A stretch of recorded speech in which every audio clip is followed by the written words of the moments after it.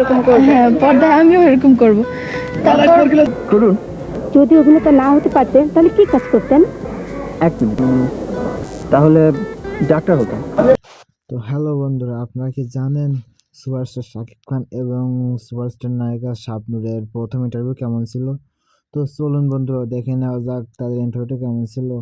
আসলে তারা প্রথম ইন্টারভিউ দিতে এতটাই নার্ভাস হয়ে যান যে দেখে সকল মানুষ অবাক হয়ে যায়। দেখুন তিনি কত সুইটলি এই কথাগুলোর উত্তর দিচ্ছে। যেমন শাকিব খানও প্রথমে খুবই মিষ্টি করে কথা বলছে। তো বন্ধুরা আপনারাই চুজ করবেন কার কথাগুলো খুবই সুন্দর এবং কোন ব্যক্তি প্রথম সুন্দরভাবে কথাগুলো প্রেজেন্ট করেছে।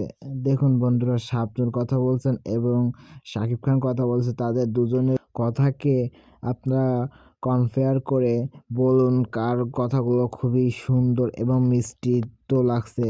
তিনি দেখুন তাদের দুজনের ভিতরে কে নার্ভাস ফিল করছে। অবশ্যই আপনাদের মূল্যবান মতামতটি দিয়ে যাবেন, কারণ আপনাদের ভালো লাগাটাই এখানে প্রাধান্য পায়। বন্ধুরা দেখুন কত সুন্দর সুইটলি কথা বলেন শাকিব খান।